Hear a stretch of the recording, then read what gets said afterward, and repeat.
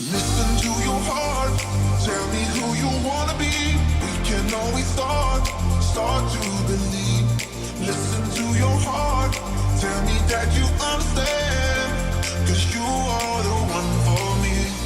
You just believe, you just believe, you just believe, you just believe, you just believe, you just believe, Listen to your heart, heart, heart, heart, heart, heart, heart, heart. Listen to your heart, heart, heart, heart, heart, heart, heart, heart. Listen to your heart, tell me who you wanna be. We can always start to believe. Listen to your heart, tell me that you understand. 'Cause you are the one for me. You just believe. You just believe. You just believe. You just believe. Listen to your heart. Listen to your heart. Listen to your heart. Listen to your heart. Listen to your heart. Tell me who you wanna be. We can always start to believe. Listen to your heart. Tell me that you understand. 'Cause you are the one for me. You just believe. You just believe. You just believe. You just believe.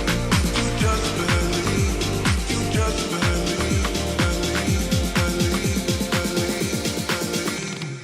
Listen to your heart, heart, heart, heart, heart, heart, heart, heart. Listen to your heart, heart, heart, heart, heart, heart, heart, heart. Listen to your heart, tell me who you wanna be. We can always start to believe. Listen to your heart, tell me that you understand. 'Cause you are the one for me. You just believe. You just believe. You just believe. You just believe.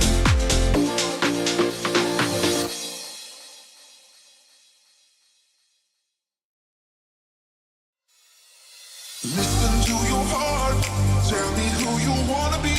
We can always start to believe. Listen to your heart, tell me that you understand. 'Cause you are the one for me. You just believe, you just believe, you just believe, you just believe, you just believe, you just believe, Yes, people, welcome back to another stream. Hope you're all doing very well on this fine Wednesday. Yeah, it's Wednesday. It's Wednesday. Sometimes I lose track of the days, people, but you know what I'm saying? You have to allow it. I hope you're all doing very well. 40 people in the building. Make sure you've hit that big thumbs up button. Massively helps. We've just passed 9K, which is absolutely sick. Big up to each and every single one of you for showing love, becoming channel members, hitting the like button, subscribing, sharing it around, and just being good people. Good blues. Do you know what I'm saying? That's what we want around here. Good people, good blues. A good community of people. And the next road, of course, is or the next goal, of course, is 10K. So make sure you're still grinding, hitting that like button, sharing it around, telling people to subscribe and join our prestigious community. Link in the chat if any of you want to become a channel member, and so on and so forth. No late night chat tonight because I have Big Six and Big Six Pro Club, so we decided we'd shoot the shit this afternoon and talk about the most recent news. Obviously, you've seen the title, Pep's Crunch Talks with Sheikh Mansour. Pep is going out to Abu Dhabi. The reports say he's going out this week to meet with, it says Khaldoon, but generally you can also expect the Sheikh to to link with Pep at some point over the course of that week. They never specifically say he's going to meet Sheikh Mansour, but he always ends up meeting Sheikh Mansour, doesn't he?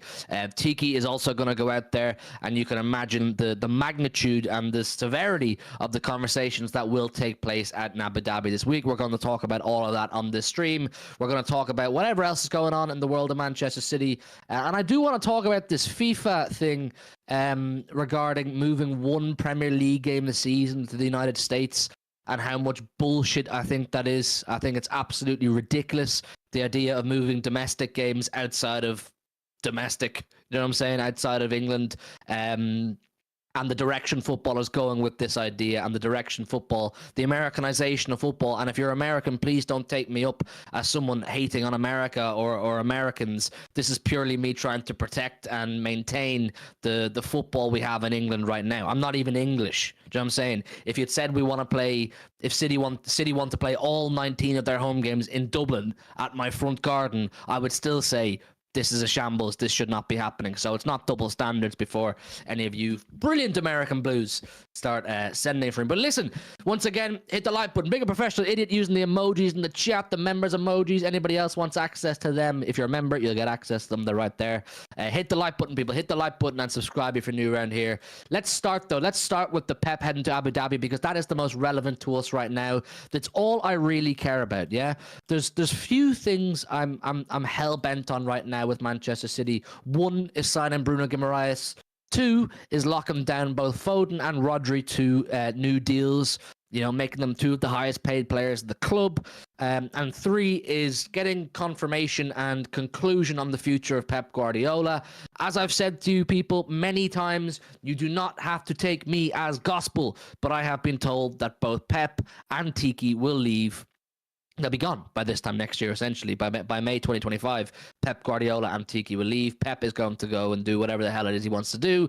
Tiki's going to retire, and Ferran Soriano as well is going to go to New York.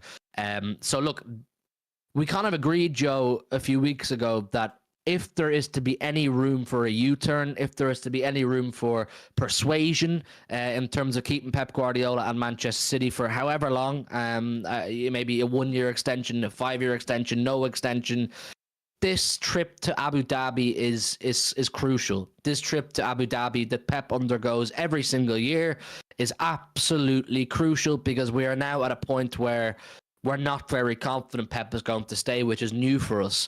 I think when we've come close to the end of Pep contracts in recent times, you know, his latest contract extensions over the years, we've always had a fairly confident feeling that he was going to extend. It was always the club are confident Pep's going to continue. The club are confident. There's an optimistic feeling within the club that Pep is going to stay and sign, etc., etc. Whereas now we're getting the opposite. Now we're getting the feeling he's going to leave, and I've been told he's going to leave. So I don't know what Khaldoon can do here. I don't know what Sheikh Mansour can do here. There's going to have to be some pitching involved. Do I think Pep Guardiola is finished as a manager? And when I say finished, I don't mean that in football Twitter sense. You know, finishes in he's shit. Of course I don't. I mean, do I think he's finished in the sense of he's ready to leave the game and retire and just, reap the rewards of everything he's done? No, I don't. I do think Pep Guardiola has plenty to offer the game, of course, but he himself physically and mentally still has stuff to offer the game. But is that at Manchester City? At the moment, it looks unlikely. So he's going out this week, according to reports. He's going out to Abu Dhabi this week. He'll meet with Khaldoon. But my feeling is the objective is to meet the Sheikh. I think the main goal is to meet the Sheikh, because if he was going to meet Khaldoon, they could do it in the fucking CFG. Do you know what I mean? They could do it at the CFA. They could do it in Manchester. He doesn't need to go to fucking Abu Dhabi to meet Khaldoon. He's going to Abu Dhabi to meet the Sheikh.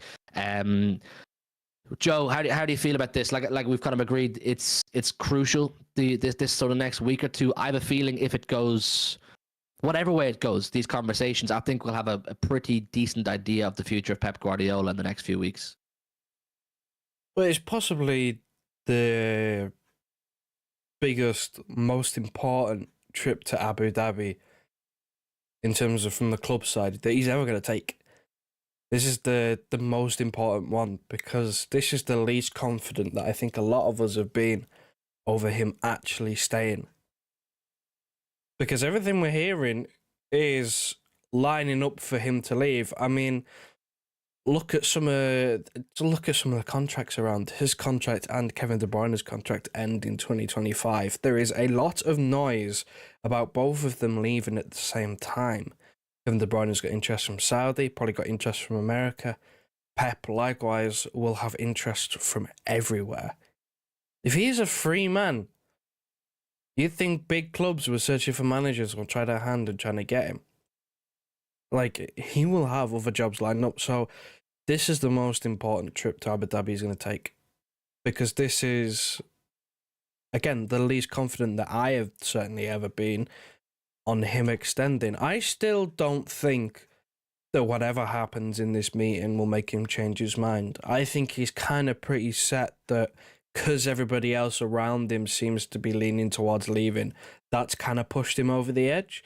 I think if it was a different way around and there was more noise of other people staying, like Tiki, Ferran Soriano, and some of the players, then maybe you'd be able to convince him. Maybe he wouldn't want off. But if everybody's going to leave at the same time, I think that that's just in his mind that it's best they all just go at the same time, which is a scary prospect because you can kind of deal with people like that in those power positions leaving. You can deal with it. You can replace them. But if they all leave at the same time, it does create a little bit of panic. So this is, Khaldoon's got his work cut out to try and convince this man. There's got to be a lot of promises, a lot of convincing, a lot of showing that there's still stuff there to do. Because, I mean, if I'm Pep Guardiola, which I'm not, and I'm kind of glad I'm not because he's an absolute psycho, then realistically, what else has he got left to prove? What else has he got left to do in England? He's realistically got nothing. Like, it's just how much he can pad out his trophy cabinet. Because he's done everything. Got a treble, Champions League, won 4 in a row, no one's ever done that. 100 points, no one's ever done that. Realistically, what else has he got left to do? What's he got left to prove? I mean, the only thing that I think that he's still waiting for, that I hope he's still waiting for, is the verdict of 115. Because I think that once his name is cleared, that's it. Everything he's done is validated. So if that verdict comes out, they were innocent, we're cleared of those charges, then all of that, the asterisks and the stripping of titles talk, it's done. It's done. Our name is cleared, and then he can go off in peace. But if, again, what we're hearing about 115 is the hearing is set for November, that doesn't line up with him signing an extension either. No. Well, that's why I think the timing, we could probably do with 115 dragging on a bit longer if your priority is Pep Guardiola signing an extension. If the 115 and clearing his success and removing any asterisks is something that he cares about. I to be honest, I don't think it is. I'm not sure Pep Guardiola gives a shit about any asterisks or people or football Twitter accounts saying his success is tainted and it should be stripped, etc. Pep won those trophies fair and square. Pep worked hard. He coached his team. He set up his tactics. He did everything required to win all the major honors that he did, all the honors that he did. But if it is on his mind and still being at Manchester City for when the moment comes that City are cleared or found guilty, etc., we could probably do with the 115 dragging on another year or two. Do you know what I'm saying?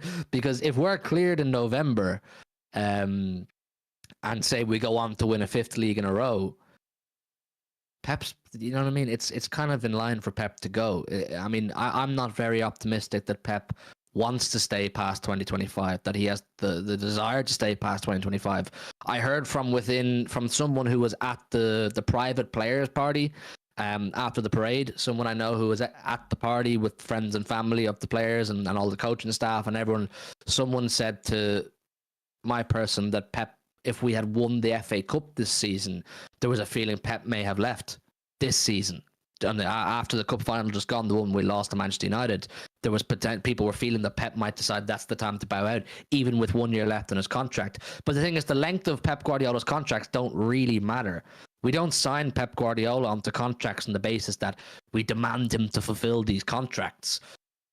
like I said a few weeks ago, that if he is to do some sort of a U-turn or agree to sign a long-term extension, as someone I think at the Daily Mail said you're trying to tie him down to a long-term extension, I don't think it's with the idea that he has to fulfill every minute of that contract, that he could bow out whenever he decides the time is right. So if Pep decided after winning back-to-back doubles, a treble obviously last season and a fourth in a row, that was the time for him to go, City would let him go gracefully, which I think makes sense. So look, these conversations he's going to have in Abu Dhabi are crucial. I think, look, with the change that we're expecting in next summer, what we're expecting, like I said, what I'm expecting is Pep to go, De Bruyne to go, Tiki to go, and Ferran Soriano to go. We're expecting, or I'm expecting that to be the case. Now, that is a massive, massive change in the culture and landscape and infrastructure of Manchester City Football Club. Khaldoon is still going to be here. Of course he is. The Sheikh is going to continue to own the club. Of course he is. But Khaldoon has a massive job in his hands here to try and stagnate these exits. And not allow it to be one massive gulf change, if that makes sense. Not allow a situation whereby you lose your manager, you lose your whatever chief executive, you lose Ferran Soriano, you lose your senior figure Kevin De Bruyne, and all of a sudden all these personalities need replacing at once. That could be somewhat detrimental to the short-term future of the football club, because to regain personalities and figures of that level would take quite a bit of time to implement. So we would want to, ideally we want a situation where they leave kind of one by one, or, 1 year type thing. You don't want them leaving all at once. But you can understand from Pep's situation that, look, if Tiki wants to retire, Tiki's going to retire. There's not going to be much wriggle room with that. What the club need to do is persuade Pep to stay post Tiki, because Pep and Tiki, they're boys, aren't they? They were at Barca together. Tiki's probably the main reason that Pep came to Manchester City. They've worked together ever since. It's been a super, super successful period. The club need to somehow convince Pep that whoever comes in and replaces Tiki is going to be sufficient, going to be worth working with, and the project in place, or the project plan to be implemented, is worth sticking around for and is one worth buying into.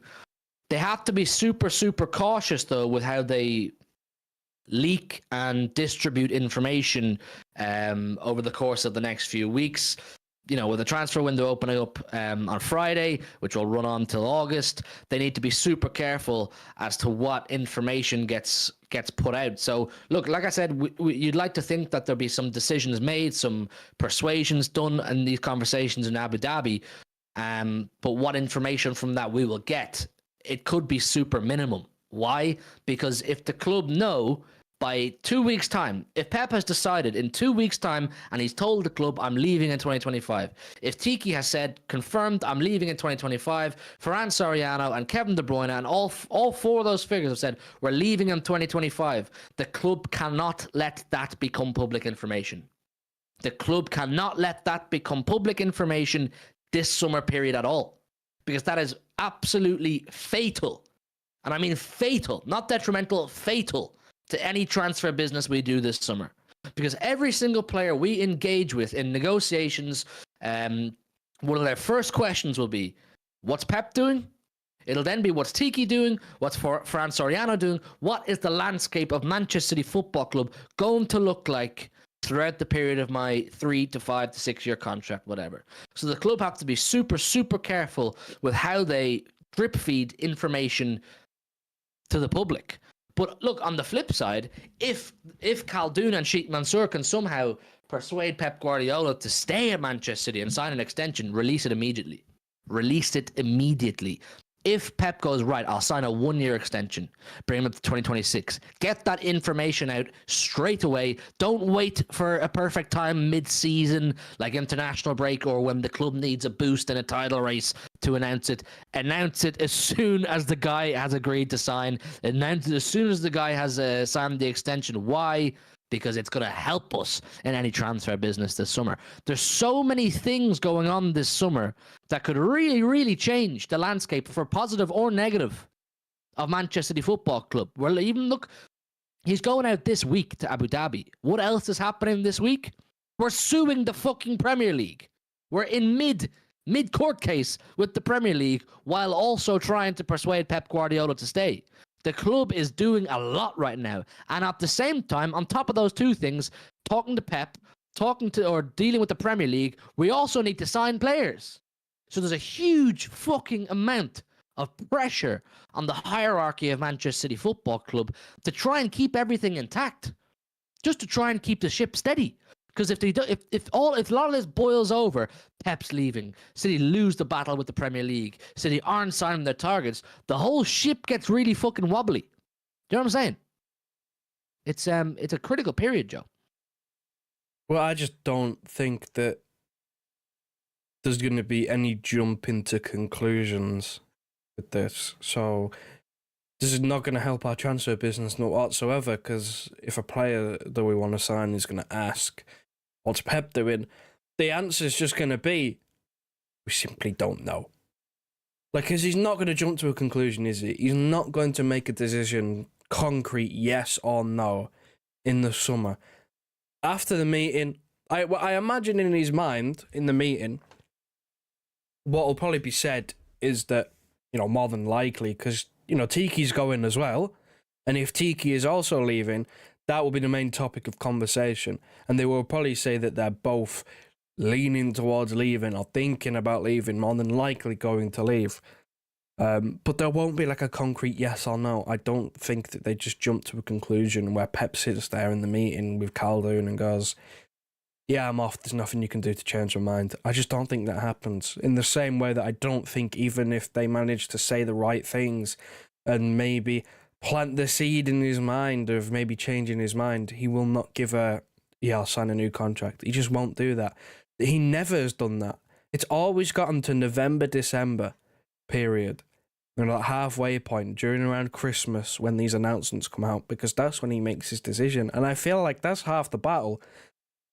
The Sheikh, Caldoon, they can make all the promises in the world. They can, talk up a big game in this meeting in Abu Dhabi. That's only half of convincing him to stay. There's a lot of it on the players as well. The players have got to show that they're up for it, that they still want it, and that there's a good enough desire to keep going. And that they enjoy, of course they enjoy working under him because they win trophies, but that is half the battle as well, because there's no point Caldoon and whoever else is in that meeting talking up a big game and saying, we'll get you all your transfer targets, this and that, and then the players not putting in the effort and looking like they've checked out because they've won everything. The players have also got to help Pep convince himself that they still want it and it's still worth sticking around to work with these players because they still are hungry for success and really want him to stay. So there's both parties involved here, which is why I just don't think there's going to be a knee-jerk reaction and a concrete yes or no for a good few months. Maybe we'll get leaks and indications on which way it's going, but there will not be a decision. I think genuinely we're probably going to have to wait until sort of November to actually realise the concrete answer that we want, which is he going to extend? I still think no. I really do still think no, because I think there's too many things that line up and too many people that you're going to have to try and convince to stay. If Tiki wants to retire, because he's been here longer than Pep. He was here before Pep, so he's been going, about 13 years or something like that? It's ridiculously long, right? If he wants to retire, if a man is set on retiring, there's not really too much you can do to make him change his mind. It's not like he's under pressure to stay and he needs this job. He's thinking he's done all he can. He's won all he can. He's been here for a very long time. And if that is if that is one of the reasons why Pep was here, because, let's face it, it was all of his Barcelona boys being here. If that's going to make him stay and Tiki's just going to retire because that's what he wants to do, then, hands are tied. I don't know whether he'd want to work with anyone else. But Tiki is going to this meeting, so maybe you could try and convince him to do another year as well. We don't know. We don't know how desperate Tiki is to retire. We just know that he plans to retire. So like I said, look, the club are dealing with a huge amount of personalities here who we're uncertain of their futures. But as I said, Caldoon and the Sheikh need to do that. Caldoon mainly needs to do his best to stagnate this process and not allow it to be one massive switch. And I mean, look, no. If we believe that we're going to get similar time frames to Pep's extension slash announcement of exit to previous times, which would be like November, December, that could line up with the 115 case, couldn't it? Is that a good thing or a bad thing? I don't know. I think it could. I think City may want to get Pep tied down or confirmed exit before the 115 case comes to a conclusion. I don't know. It's really hard to tell. But look, City will want this. City will want conclusion on this as soon as possible. They will not want this to drag out. Why? Because if it's going to be a case whereby we need to get a new manager, we need to get a new sporting director, whatever, they need to begin that process now. We need to be looking at managers to replace Pep Guardiola as best as possible right now. It can't be something whereby we're sitting on this waiting for Pep to make his decision and he leaves it late in the day and all of a sudden we're in a scramble to try and find a manager, and any managers worth looking at have been snapped up by other clubs or taken other jobs. The best interest of Manchester City has to be held here. Now, of course, the best interest of Manchester City would be to keep Pep Guardiola, to keep the band together, to keep Tiki there. But if that can't be the case, we have to go and put the priority on what's best for the future of the club and start looking at managers. Now, who comes in to replace Pep Guardiola next summer if he leaves? I have absolutely no idea. And this conversation is going to ring around YouTube, and it'll probably ring around our channel until we have a conclusion, because we all are eager and anxious to know what life looks like post Pep Guardiola, because we're so consumed and wrapped up in this unbelievable world of Pep Guardiola whereby we feel invincible and we can win anything we go into head on. That's going to change. That's going to change. When Pep leaves, we are not the same force. That's just the sad reality. We are not the same force when Pep leaves. But who do the club bring in to fill his boots? You look at Liverpool's situation. They've just lost Jurgen Klopp, and they're bringing in Arne Slot, whatever his name is. And all of a sudden, the kind of feeling around Liverpool is that they're going to have a period of regression of some sort, or a massive, heavy going transition period. How do Manchester City approach this situation? Because something we've always been really good at is avoiding problems before they arise, or fixing problems before they arise, or doing our best to contain a problem before it arises, not letting it get out of hand, not allowing ourselves to go from being champions of England, champions of the world, to going down to being a top four fighting team or a Europa League team. Who do City go about doing that? And does the manager market give you a lot of confidence? Are there managers out there that you look at and go, boom, yes, he's not Pep Guardiola, but he's the next man we need. He's the right man for the job. He's going to fill Pep's boots. We're not going to have a ridiculously negative transition period. I don't know, Joe. I mean, how do you feel on this? Well, because it's going to have to be a conversation that we turn our head to more and more as this saga continues. If I see Southgate's name one more time in the chat, I'm locking the stream off and walking out the room. I'm fucking off. Fucking seriously. I'm not having this guy, right? Keep his name as far away as possible. Ineos, go free the brother, man. Go get your guy. Listen, leave him out of our club, please. Go and get your guy, Ineos, yeah? England's own Gareth Southgate. Go run your club properly. I'd swear to you, man. Oh my God, I think I've seen his name about 4 times in the chat, and every time it makes me shudder, man. Holy shit! I just could not imagine. It would be finished as a football club if that happened. So, I mean, does the manager market fill me with any confidence? Absolutely not. There's just no standout name. There's what? Xabi Alonso is kind of the big name that's really out, the most entertaining name, the most appealing name out there. And this is what I mean when I say it all lines up really good with the timing of this, when everything all lines up together, is with the manager market as well. 2025 is sort of when you've got your next crop. I'm looking at Xabi Alonso staying one more season at Leverkusen. If he has a bad season, his stock drops, and then it's kind of looking like a good thing that clubs didn't pounce on him, and maybe it's looking like a bad thing that he decided, for himself, that he decided to stay another season. And then you flip it the other way. If he has another really good season with Leverkusen, his stock jumps again, and he's going to be the number one name for clubs searching for a new manager next summer if he has another really good season. And if we're going to be searching for a new manager in 2025, if he has a good season, he's obviously number one. I think he's number one target right now. If things go the way we expect them to, I think he's kind of the number one. I think after that, you're looking at that Michel from Girona. Again, it's good timing with this because he's had an unbelievable season with Girona. They've played some great football and managed to get into the Champions League. Like that, no one expected Girona to finish, third? Like that is unreal. So his stock is high and he's in the CFG, so it makes sense. But it works out pretty well that we give him another season, that we have at least one more season. Because again, if things go off the rails and he doesn't deal with the European football and the extra games and Girona fall off, his stock his stock plummets, and then he no longer becomes a name. It's like almost safe proofing, because again, if he has a good season, then his name might jump up. So we're not having to, at least we have the luxury of being able to wait that extra year on these younger and more inexperienced managers who might be great managers, but at least we have that luxury of having that extra year where they can, build, where it's not just a one season thing. Because look at De Zerbi. Everybody was going mad over De Zerbi at Brighton because he got them into European football. Look at the fall off. I don't care about the injuries. Look at the fall off. 12 months later, he's gone. He's jobless. Like, it's a good thing that we get to wait another year to see what happens with these managers, because I would hate the idea of, even though they're an appealing name, just the chance that it's just a one season thing and it was just a mad one season.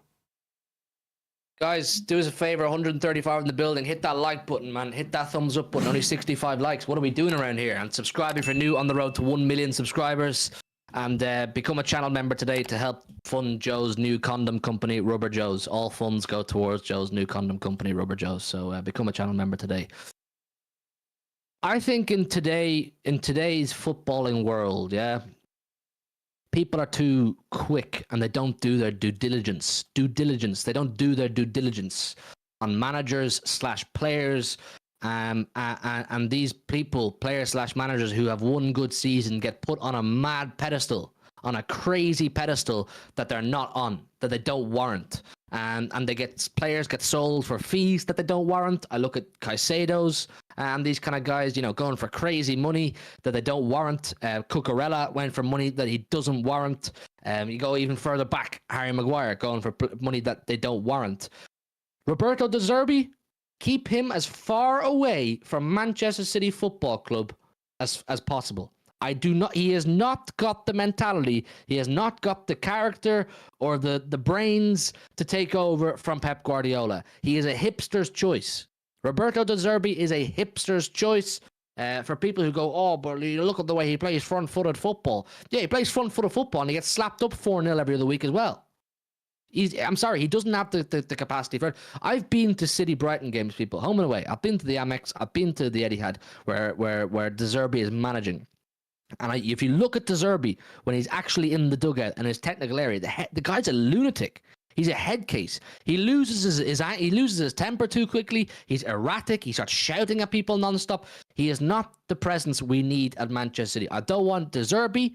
I sure as fuck do not want Gareth Southgate. Yeah, like Joe said, Ineos, go get your guy. Go get your guy. Southgate, he's all yours. Yeah, Southgate, you're the one, and all that stuff. Yeah, you're the one to take over at Manchester United when Ten Hag gets sacked in October. But for us, we need a competent manager who we have done our due diligence on. We have done our homework on. We know all about their personality, about their character, about their tactics, about their traits, all about them. So that's why I would say the exact same thing. And I kind of echoes what Joe was saying about Alonso.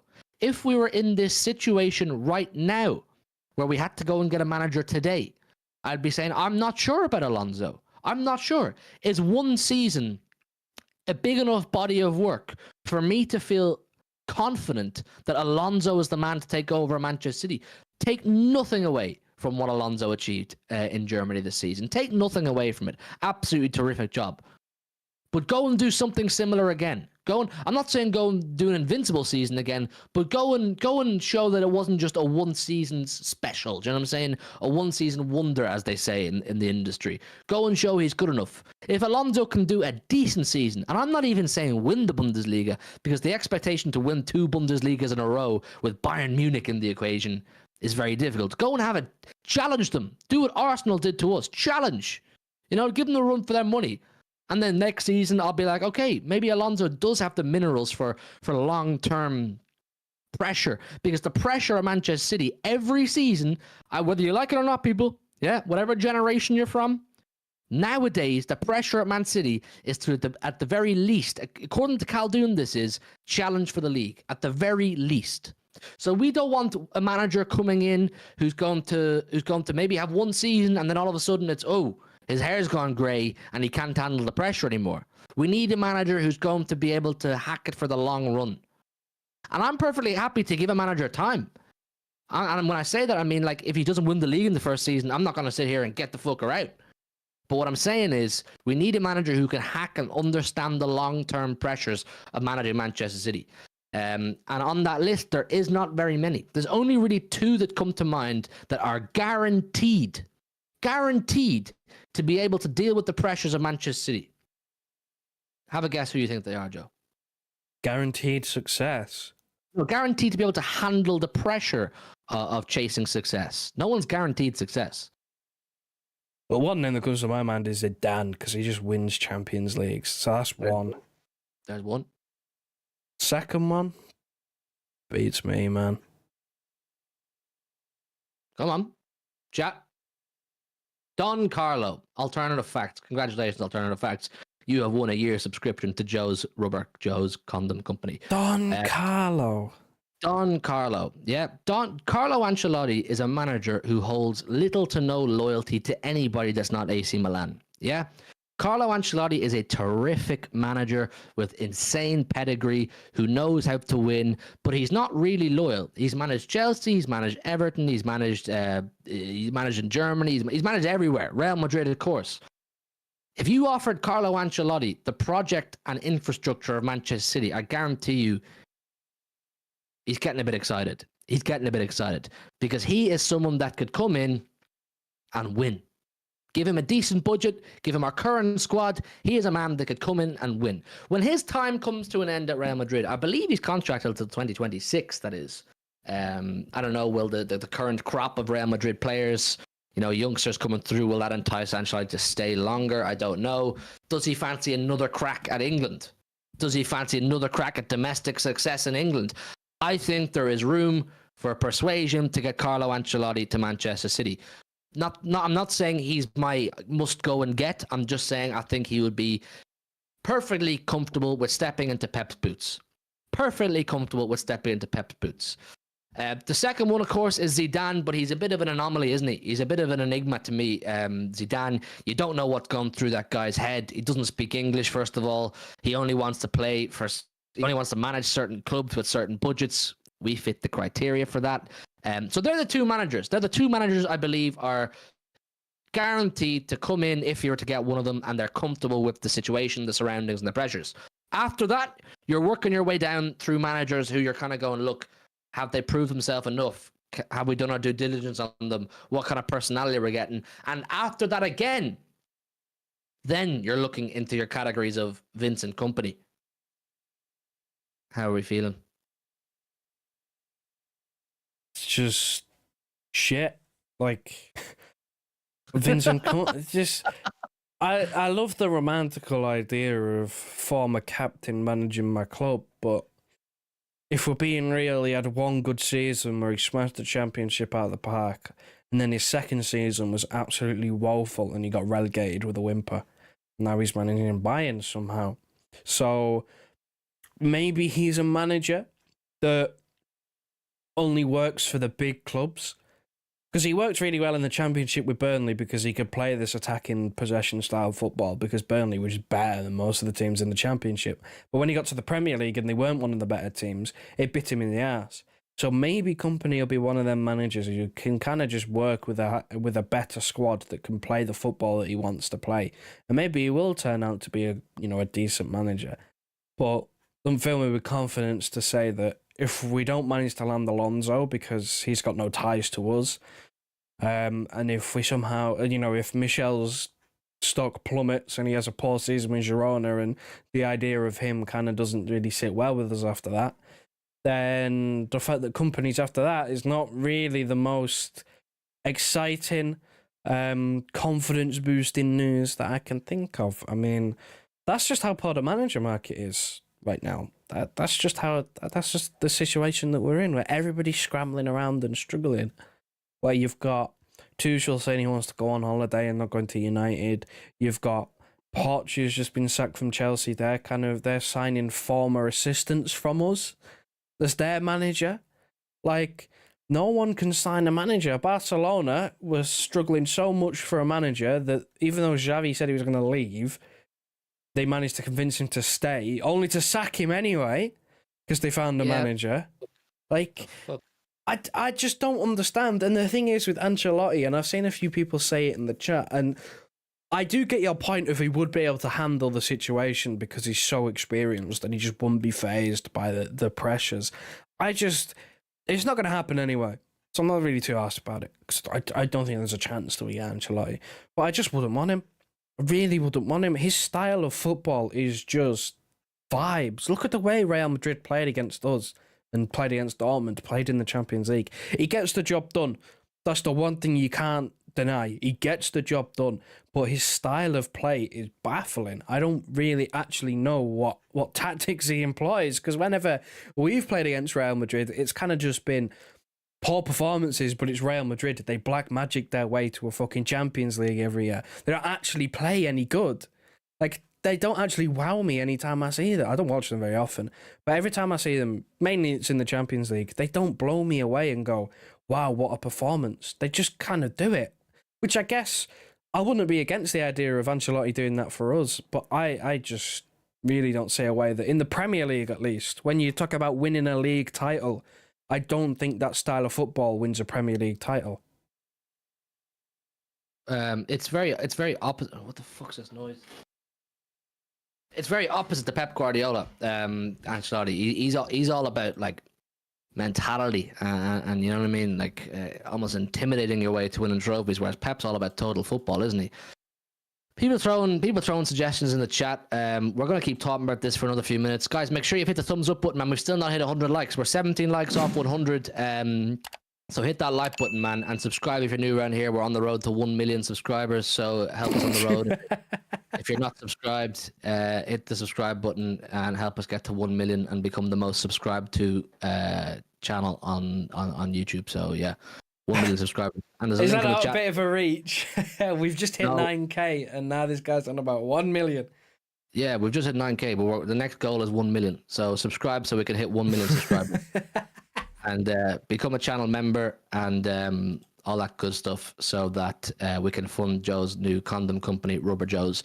Big up MCFC with the super chat. His super chat's going to go to funding Rubber Joe's. He says, still no news. I really hope this is City working in the shadows and we pay the Bruno release clause out of nowhere. Well, as I said a few minutes ago, MCFC, the transfer news could be slow. As much as we want the transfer news to be fast and we want to get our main targets, the transfer news could be slow due to the sheer amount of things going on in the club right now. The court case, we may get no transfer news until the court case comes to an end in the next 10 days. And also the conversations in Abu Dhabi. I mean, if Tiki's in Abu Dhabi speaking with Sheikh Mansour and Khaldoon, he's probably not doing a huge amount of transfer business. I don't know. But yeah, you know where I stand, MCFC, regarding Bruno. Pay the fucking release clause and get the guy to the club. I think he's absolutely imperative. Big up Martin in the chat, man. Good to see you. He says, transfers wait till after meeting. All I'm saying, that's basically what I'm saying as well. I think the meeting is kind of priority right now. After the meeting, and we have a better indication of what the future looks like, the club will be able to engage in the transfer strategy and outline plan a bit better. Big up to MCFC for the super chat. And big up Professional Idiot. A professional Gatbot, he's going by now, of course. That's a nice Gat in the photo, by the way. He says, big up Hugh. Germany, Germany, Germany. Are you from Germany? I know nothing about you, professional idiot. You're the king of I the members. doubt it. It's the super chat's in US dollars, so I imagine he's American. Okay. Big up to you, professional idiot. Massively appreciate your support as always. The king of the members, always looking after our prestigious people in our prestigious club that we call the HMTV Members Club.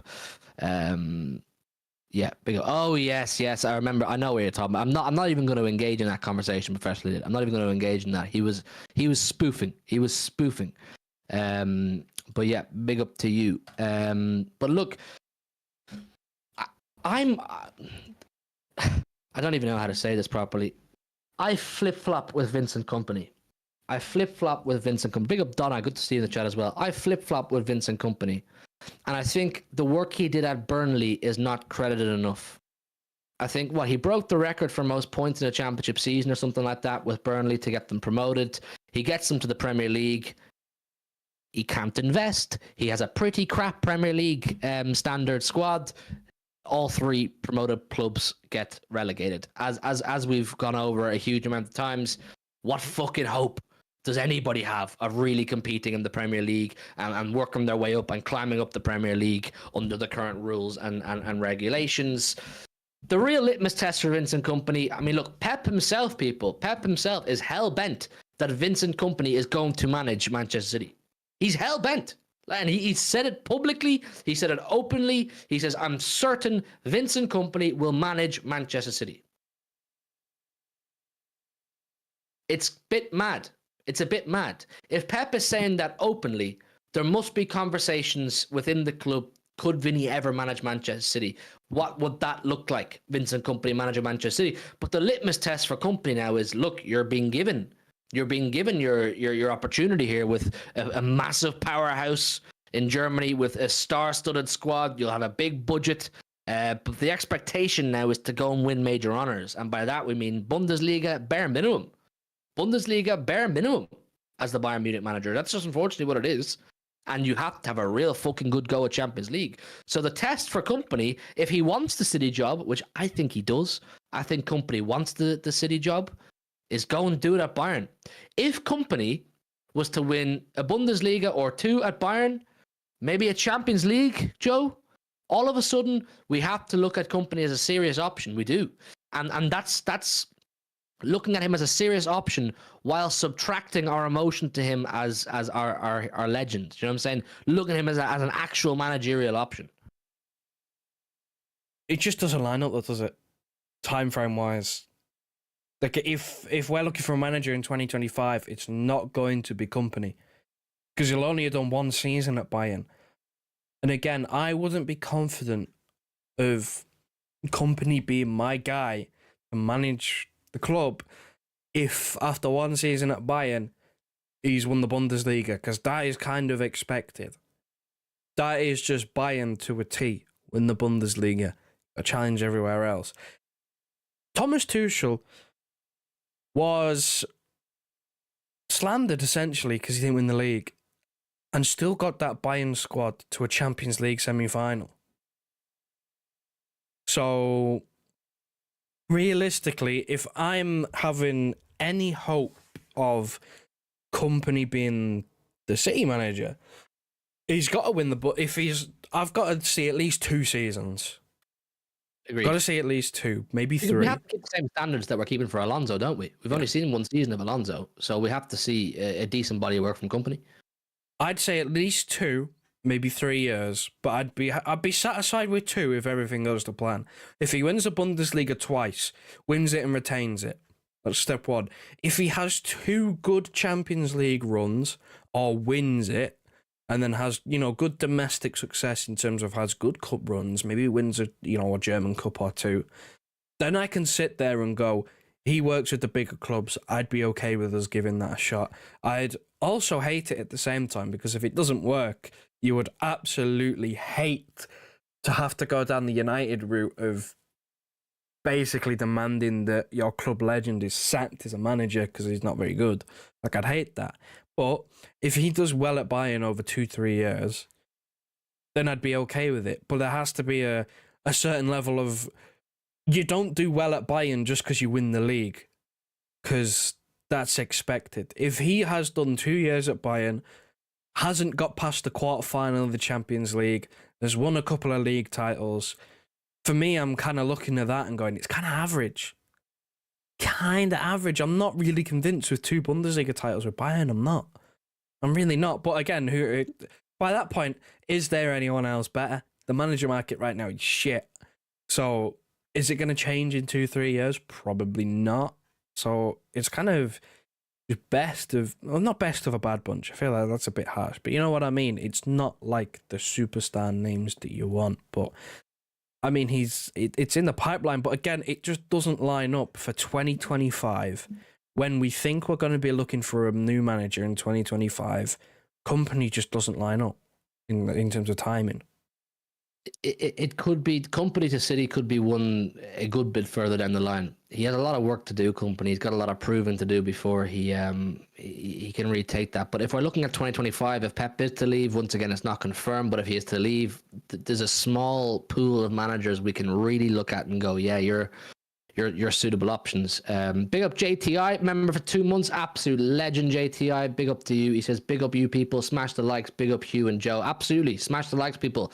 Let's try and get 10,000 likes and subscribe on the road to 1 million subscribers. Big up to you JTI, man. Big up to you, my guy. There is an article here on City Extra regarding Alonso. Manchester City hold double transfer hopes connected to managerial appointment to replace Pep Guardiola. So the belief here, basically according to this article, is that if City were to go and get Xabi Alonso next summer, it would massively improve our chances of signing Florian Wirtz and Real Sociedad's Martin Zubimendi. Why is Zubimendi interlinked with Alonso? I'm not too sure. I'm not going to read the whole article. But Alonso, he's kind of the hot name right now, isn't he? But as me and Joe are trying to stay impartial and objective on the topic, I need to see more from Xabi Alonso. I like his style of play. I like his characteristics. I like the way he carries himself. In terms of that pool of managers, Joe, that are kind of up and coming, the next crop, as you say, he probably has the most aura. And I hate that word, but he probably has the most aura and the most... He probably feels the most like the one who's capable of going on to really, really big things. Yeah, I guess that's kind of the way with the trajectory that he's just had, he's got an entire league campaign undefeated and won the league in what most people would call a Farmers League and a one-team league because Bayern have won it for the last decade plus. So, out of anyone that could possibly think they are like the next, I don't know whether generational might be too far, but in terms of success, being up there with the greats, potentially you've got him because, I mean, he's got time on his side and he took over a very dysfunctional Leverkusen side. They were like almost bottom of the Bundesliga when he took over. And within 18 months, he's won him a title undefeated. So, like, there's very, very big potential. I mean, at the moment, it's high risk, high reward because the potential for what he can do as a manager is absolutely unreal with what he's done with what he's been given. He's been given a decent, he's been given a good squad with a few decent players in there, a few high potential players, but you wouldn't really call Leverkusen's squad like amazing, would you? You wouldn't really say it's full of superstars. So he's done really well with what he's got. So the potential for him to move on to a club where you've got superstar names, some of the best players in their position, and what he could win there, the potential is scary, but at the same time, there is also the risk, high reward, because what happens if he's just the hipster's choice? If he has that one good season and then has a not so good season, I mean, he's gone a whole season undefeated, but what would his reaction be to a loss? What would actually happen if his team was to go on a losing run? Say he lost 2-3 games in a row. What would he do? We haven't really seen that because he went undefeated. I suppose you don't have to worry if you don't lose a game. But those are the things that happen. Like, there's a lot of things where I need to see another good season just simply for the fact that I don't want to get this wrong. Like, if he's going to be our next manager, I don't want us to get this wrong because we've got a fair few players that are in their prime, entering their prime. We've got a squad that's ready to win now and that's able to win now. And I'm not really expecting us to, or whoever the next manager is, to go and win a league title in year one. But what I am expecting is a longer term plan with success in sort of year 2, year 3. That's kind of what I'm expecting. Because that's the expectations of the club now, is to win. But this is the thing where you see a lot of the older generation of fans, you see a lot of, if you see them about online, there's almost a sort of, to people like us saying we're spoiled and we don't know how good we've got it. And we don't, of course, there's that. They went through the absolute mud back in the day. But the club has changed. The club is now, the standard is to win. That's the standard we're in. So I don't want us to get this wrong. And if the best available name is an up-and-coming manager, we're in a really good position, like I said, that we can take an extra year to evaluate and see how good they actually are before we jump to a decision. The reality is, we're going to go for an up-and-coming manager. We're not going to get a Carlo or a Zidane. That they were just names that I said I would like. But we're going to get an up-and-coming manager. And you have to remember with the up-and-coming manager that we do go for, we have to be super selective and super careful on which one we go for. If it's an Alonso, if it's a Michel, if it's a, I don't even know, Ruben Amorim, I don't know who you really go for. You have to be super selective in who it is, because you have to remember the responsibility you're giving to that man and the luxury you're giving to that man is absolutely monumental. You are giving an up-and-coming manager, first of all, Pep Guardiola's former position, big boots. Second of all, you're giving him the best infrastructure in world football. We have the best infrastructure in world football. You're giving him untold resources. You're giving him a very decent transfer budget. You're giving him an already made world-class squad with your Fodens, Haalands, Rodris, Diaz's, and so on and so forth. You do not want to mess this up massively. You do not want to mess this up massively, because if you get the wrong man in and he makes a complete balls of it, the whole deck of cards can collapse very quickly. You can see players leaving very quickly. You can see us struggling to sign top players very quickly. You don't want a downward spiral to happen, because if a downward spiral happens, it happens very fucking fast, people. Very fast. We've built ourselves up to this level. We do not want to drop through the tiers very quickly. So we need to find a manager who, of course, employs great tactics and has the mentality to win, but also has the mentality to spearhead Manchester City Football Club in the right direction, or to continue us in the right direction. There's no outstanding candidate right now. The outstanding candidate is get Pep a new fucking contract. But unfortunately, we do not have the guarantees of that right now. So who is the outstanding candidate? I see people talk about Inzaghi in the chat. Joe, do you like Inzaghi? No. I don't think he's a bad manager. It's not what he is as a manager. It's the fact that what system to interplay. They are 5 wing-backs. That is completely opposite to what we play. When have we played a 5 with wing-backs? We don't have the personnel. We don't have a fucking left-back. we don't have a left-back. We're playing centre-backs there. We don't have the personnel to play that system. And I haven't seen Inzaghi really do anything else. I'm not going to lie. I don't watch into loads. So I'm not cued in. Maybe he has. Maybe I'm wrong. But again, I watched Champions League. I've watched Inter in the Champions League. I watched Inter play against us. They played well.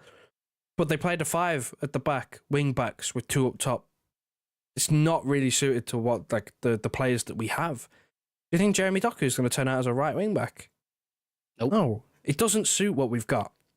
It's not a good hire, because we need someone who's going to come in and have a long-term future with the club. Inzaghi's not a long-term future for me, because I don't see how his style, how his tactics fit with the younger players and what we're building right now. I just don't see it. It's too much of a change. They've made it pretty clear, the club, over the years, that whenever Pep does leave, they want to maintain, don't they, Joe, somewhat of Pep's footballing philosophy, or to dumb it down further, Johan Cruyff's philosophy of football. Is that easy to do? I don't think so, because I think any manager coming in is going to want to implement their own ethos, going to want to implement their own style of play, and filter that through the academy the way Pep has. So I think if you're going to get in a new manager and you want to retain some of Pep's ideologies, you want to get a manager who has similar ideas to Pep, similar ideas and views the game in a similar way to Pep. But I don't know. I mean, Jerry in the chat says Zidane is a great coach if he has a squad with deep pockets. The club have two avenues they can go down here. They can go down the up-and-coming manager route and tell them, look, you need to try and retain certain philosophies and try and keep certain styles of play, whatever. Or else you can totally change the image of the club and go and throw a fat bag at Zidane and say, here you go, mate. You've got deep pockets here now. Go and sprinkle your Real Madrid stardust all over our club and win us some Champions Leagues. So there's decisions. Do City go for a long-term project? Do City go down the route of essentially what Liverpool did with Jurgen Klopp? That's what we're talking about here with getting in someone like an Alonso. It's what Liverpool did with Jurgen Klopp. Liverpool, when Klopp was at Dortmund, he was an up-and-coming manager. He was not one of these established world-class big dog managers. He was an up-and-coming manager who had done very fucking well at Dortmund. And his next step was, boom, go to Liverpool, but on the basis and agreement that this is a long-term project. This is going to be years and years and years of building and implementing to get us to where we want to be. Is that something Manchester City want to engage in? Because this is uncharted territory. This is very uncharted territory for us. We had Mancini for a short period, Pellegrini, short period, and then Pep, who came in and completely, imposed himself on everything about our football club. So do you want to undo that? Or do you want to bring in someone who's going to impose themselves, but it'll take a long, long time to impose themselves? It's a conundrum, Joe. It's a conundrum. We just got to back the club to get it right, don't you? We've got a lot of things right over the years. They are so well run, though we've been voted the best run club in the world for a few years now. So you've got to kind of just trust that they'll get it right, because, I mean, more often than not we do, but it's not going to be smooth. I don't think that it is sensible to get upset if the first season after Pep we win nothing. I don't think it's a sensible thing for people to start going mad. There will be people online who go absolutely mental because they just can't deal with it. And that's fine, because you expect it, because those people don't actually know what they're talking about. But when Pep leaves, season number 1, expectations have got to be fairly low. I'm not saying don't count us out of everything and we might not go trophyless, we might win something, but don't expect the world. Don't expect Pep Guardiola style, you go far in all 4 competitions, because that is just... There is not a single manager, I don't care how good they are, that brings us into deep runs in every single competition that we play. Not a chance. We've lived that period now. There's no one else who can do what he's done. That's why he's one of the greatest. Like, there's not going to be a seamless transition. It's not going to be a seamless transition. Don't expect trebles. You might get some doubles. As long as we win one of the big ones, it's good. Right? No, but this is the reality of the situation. We cannot expect the success that we've had to continue post-Pep. It's nonsensical. If people start losing their shit because he's not winning trebles and doubles, then I think we're in for a really, really rocky road. Because at that point, the manager can't win. Even if he wins a trophy, it's like, yeah, but what about the other 3? Mate, you can say that with Pep because he's so good. You can't really say that about anyone else because, for most other managers, winning a trophy is a success. Those words, Joe, they're harrowing. We've lived that period. I don't, please. I don't. What more do you want me to say? Like, it's just the truth. We have lived that period of Pep and sheer dominance that I doubt we'll ever dominate like that again. I'm not counting us out and saying we'll be rubbish, but we won't do what we've just done over the last 7 years. It just doesn't happen. That's not normal. The last person to do that was Fergie. Yeah, I know. No, I know. Things I know. I agree. I don't want to face the reality. You know what I'm saying? I don't want to face the reality. Wake up and smell the coffee, motherfucker. That's basically what Joe is saying. That's what Joe is saying. Guys, right, we're gonna keep moving now. One more topic to talk about. Hit that like button, people. 119 likes, 160 in the building. I don't know, is Martin still here? Martin, I've got a show planned on Friday. Hopefully, some sort of a panel show. If you're around, we'd love you to join us. Subscribe if you're new around here, people. On the road to, as I said, 1 million subscribers. Well, it's 10K for now, but 1 million is the goal. So subscribe if you're new. There's a link in the chat if anybody would like to become a channel member and help support me and Joey Boy, like John Rowland, the sit down with Jeff, Jerry McCune. What other members have we got here? Mojis. Who else have we got? Jack Lee's a member. Martin's a member. Big up to all our members, man. Become a channel member today. It is a prestigious club for prestigious people. So become a channel member today. T's and C's do apply. It's what the big dogs do. Right, Joe. Like I said, I want to talk briefly about this. And I've kind of expected football to go this direction for a long time. I don't know. I quote tweeted it, so I'll be able to read out the actual thing. So did I as well, and I never tweet. Yeah, Joe never tweets, but you know when Joe tweets, it's serious business. FIFA are set to accept a new law that will allow leagues to play at least one match in their league campaign abroad. A Premier League, La Liga, Serie A, or League One match or League 1 match could be played in the United States soon. This is according to L'Equipe. This is not good news. This is not good news for me, Joe. The face of football is changing. The Americanization of football is affecting it. It's in play. This is bad news. This is fucking ridiculous. It's absolutely ridiculous to suggest that you are going to take domestic games in domestic competition away from... How can you, right, say... Because the system we've got now with the league, domestic competition, it's fair. Every single team plays every single other team in the league twice. Once home, once away. It's fair. Everyone plays everyone the exact same, just at different times. The winner is the best team in the league over those 38 games because they play the same competition as everyone else, so their best team wins the league. How can you say it's fair if you get one of your home games shipped off to the States and you're playing on a neutral ground in what is supposed to be a home game? Fucking the other side of the globe, different time zones. It's basically pre-season. It is fucking ludicrous. I don't understand how this is a law that's going to be passed. I knew this was probably going to happen because this is the Americanization of sports. I watch American sports and I don't understand half the shit that goes on over there with all of their timeouts, advert breaks, going off here, there and everywhere. I watch the NBA. They play NBA games, basketball games in Paris. They have 1 or 2 teams that go off to Paris to play NBA games. If I'm a fan of one of those teams in America, surely you have to look at that and go, well, I don't want to go all the way to France to watch my team. And that's the way that I think most football fans will see it. Why would you, as a season ticket holder, you'll know this because you're a season ticket holder. Why would you, as a season ticket holder, why should you be forced to go off to America to watch your team play? Why? Why should that be a thing that you're forced to do? If you want to go and watch your team, support your team, you have to go off to America or Saudi or wherever these games are going to be played.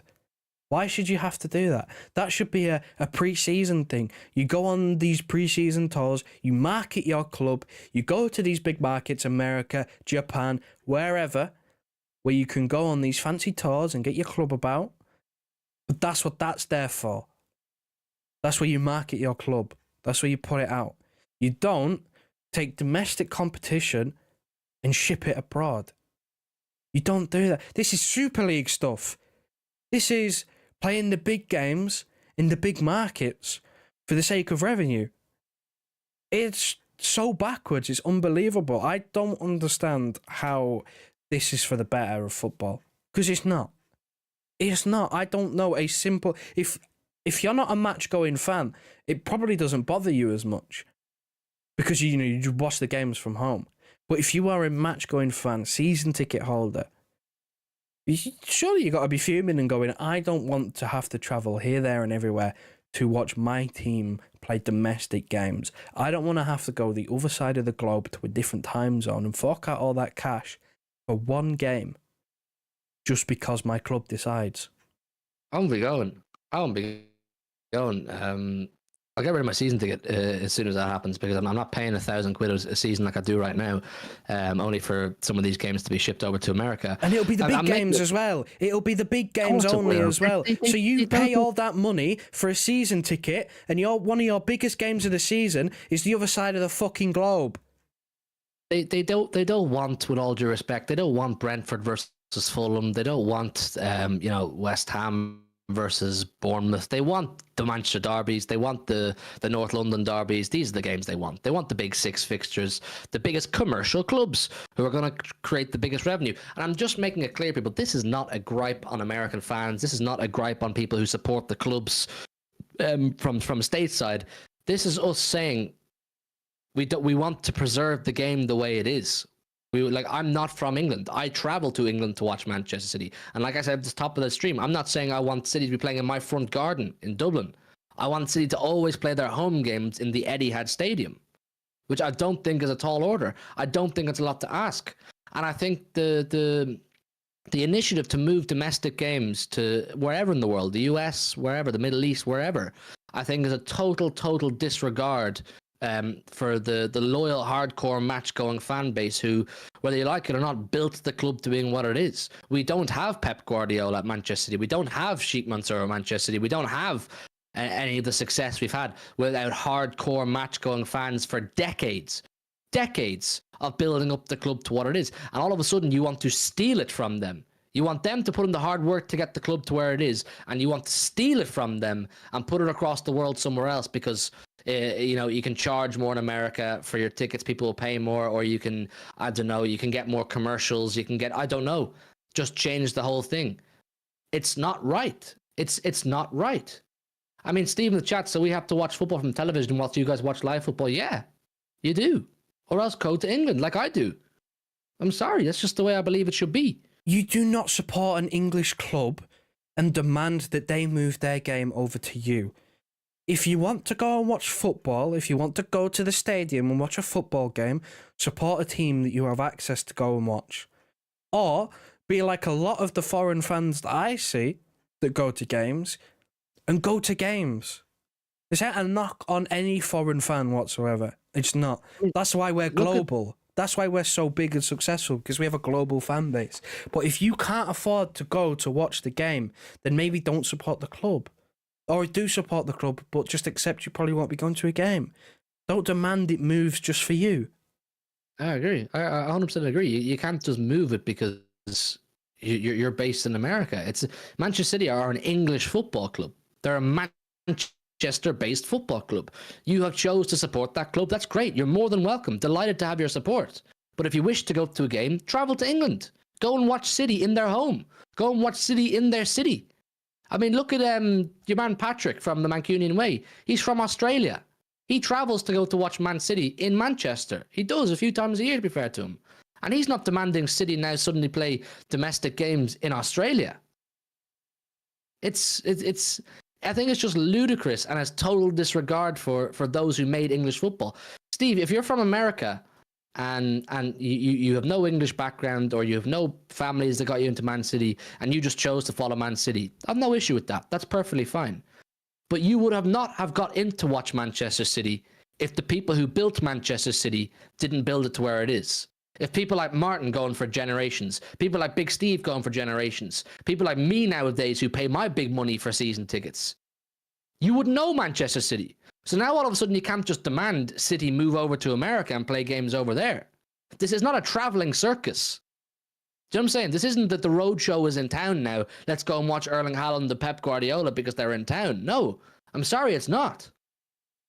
I have nothing but respect for the globalization of Manchester City Football Club and those who now follow Manchester City because they love the club and they bought into the ethos and bought into the philosophy. But don't claim you've bought into the ethos and the philosophy of Manchester City Football Club and then at the same time tell me you demand it played in America.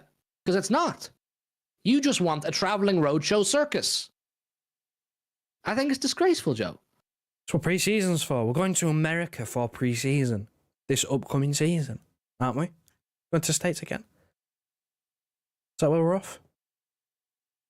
Yeah. Like, if you wanna, if they're in town, go and watch them. Go to the stadium and watch them in pre-season. Enjoy the game. Like, I don't think I can't really make it any clearer than that this shouldn't be a thing, because we don't. Me as an Englishman, I love the NBA. I love watching basketball. I do not demand that they move their times so that it's earlier and I can watch it, and so that it doesn't start at 3 o'clock in the morning. You stay up to watch it because you accept that that's the time it's played at.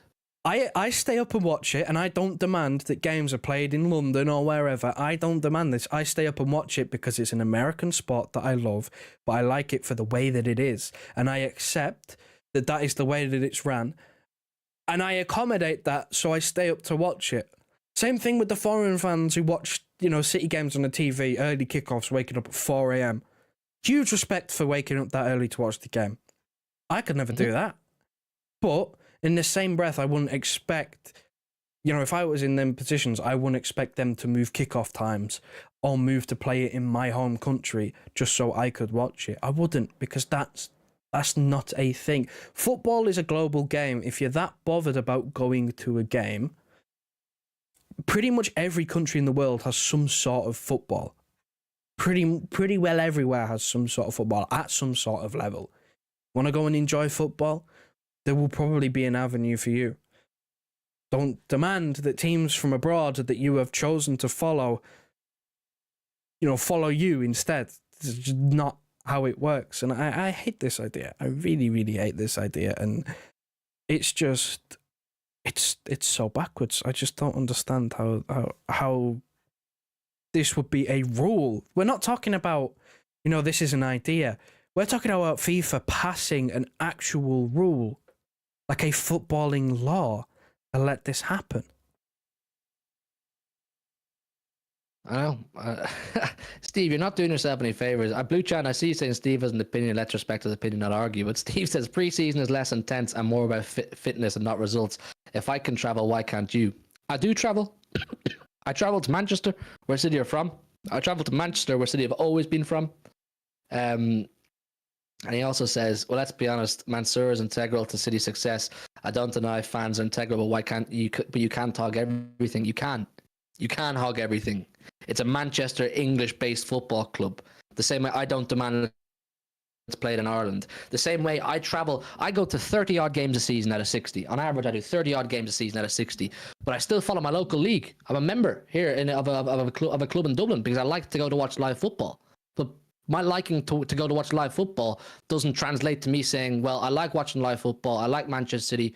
Fuck's sake, City should be playing in Dublin. No, I don't do that. City belongs in Manchester. The English clubs belong playing in England unless they're playing in European competition. And this business of oh well, it's only one game a season. That's just the beginning. That's just the beginning, people. If you think it's going to be one domestic game a season played abroad to appeal to the global fans, you're deluded. It's the beginning of the end. It's give an inch, they'll take a mile. All of a sudden it goes to 5 games a season, then 6 games a season. Then it's season tickets are out the window because season tickets don't matter anymore because they're making so much of ticket sales around the world and commercial revenue that season tickets actually don't matter anymore. It's the beginning of a transition into the Americanization and globalization of football, which is not what we want. It's not what I want. I mean, maybe you don't care what I want. That's perfectly fine. But I'm just sharing my opinions. I don't want City playing any home games anywhere that's not the Etihad Stadium in East Manchester. Martin says, does my season ticket and plane get included coming to the USA then? Why am I paying £900 for? Exactly. Why am I paying 900 quid a season at the minute? Increasing every season, by the way. Only for you to take it away from me.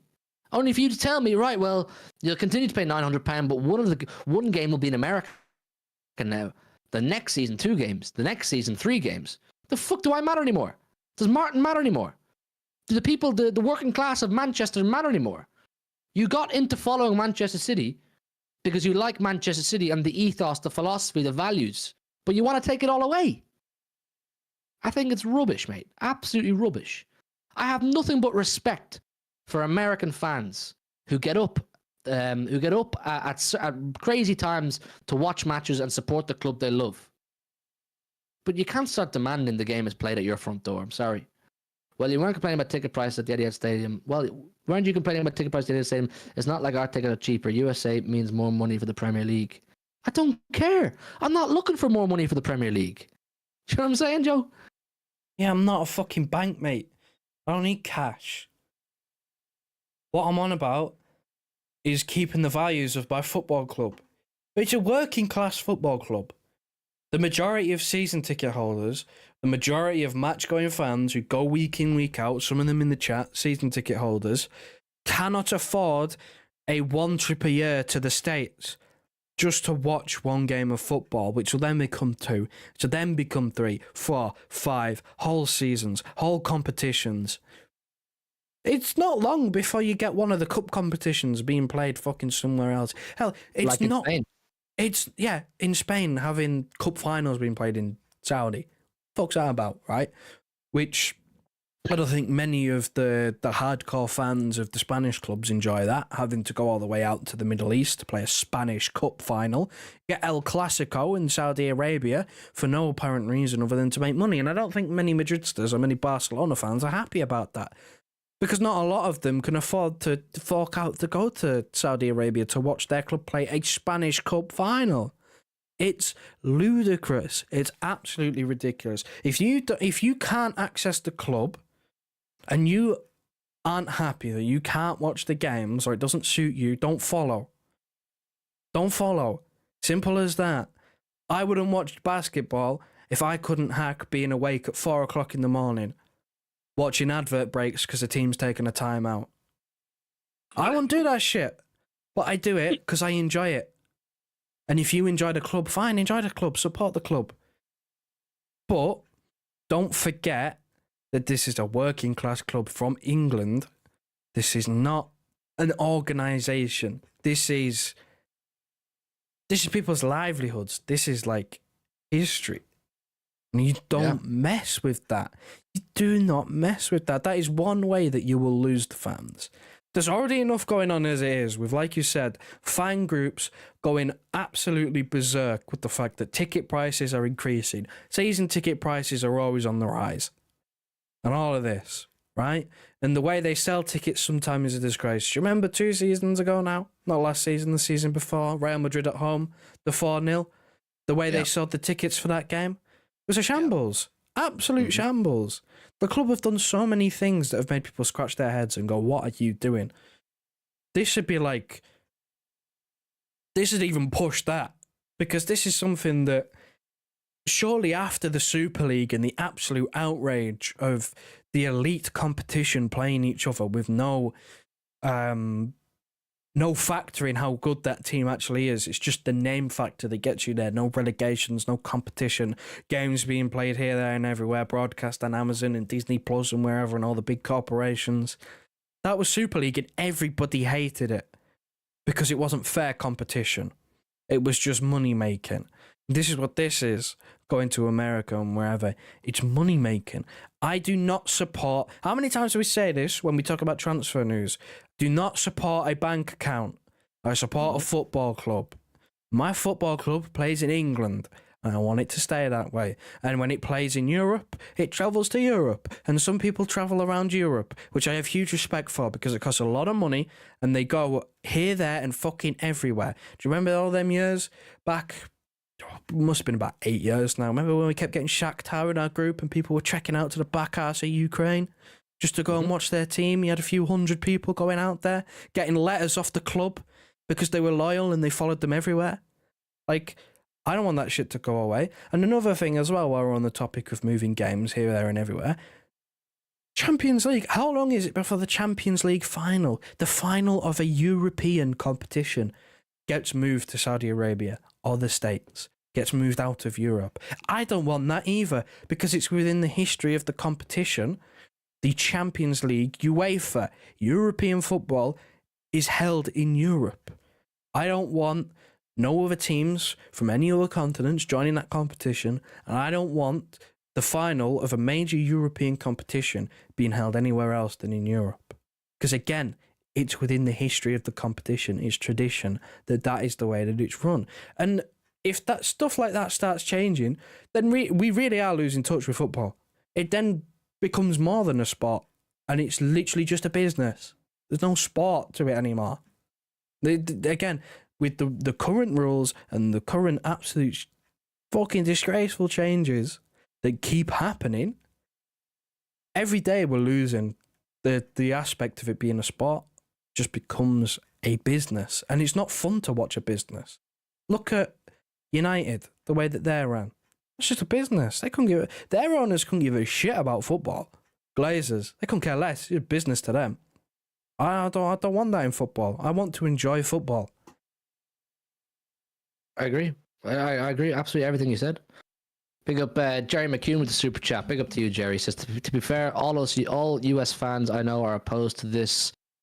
We follow Premier League because of the tradition. It must be preserved at all costs. Absolutely. Absolutely. And like I said, I love the fact that Americans and people all around the world get involved and start following English football clubs. But I just draw the line at when they start demanding the English football clubs be taken out of England. And as Martin said in the chat, if one game a season gets moved to the US, I'm out. I'm quitting. I'm leaving. Whatever. Where is he? Says I can't find it. But I'll be the same because it's just not what I fell in love with. It's not the club that I fell in love with. If we're starting to do things outside of where they belong, English fans are passionate. People who follow the English Premier League are passionate. Don't change that. Don't fuck with that. Leave it where it is.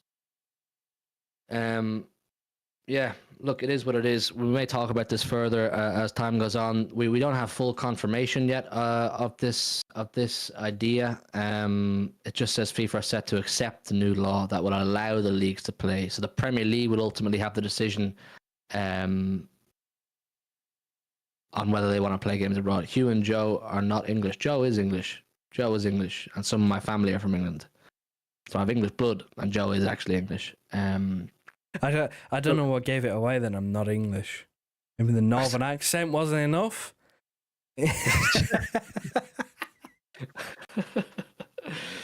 Look, Jesus wept. This conversation is always going to cause rifts and cause divides, but that's just the reality of the situation, isn't it? Like I said, Martin, we're going to do a show on Friday, a panel show. If you want to come on and chat about it, I would love to have your thoughts. Because I have to move tomorrow's panel show. Tomorrow's meant to be a panel show, and we're going to move that to Friday because I have some commitments. Listen, we're going to wrap it up before this gets out of hand. We will talk about it more, though. I'm just tired now and I need to go to the gym. Big up Fresh. It says Rubber Joe's Condoms wasn't based in England. Oh, Rubber Joe's Condoms, yeah. Listen, we're going to wrap it up. Make sure you've hit the like button. Let's try to get to 150 likes. Subscribe if you're new, on the road to 1 million subscribers. Become a channel member, link top of the description. And we'll see you tomorrow. Wrap her up, Joe, in a bit. Listen to your heart. Tell me who you wanna be. We can always start to believe. Listen to your heart. Tell me that you understand.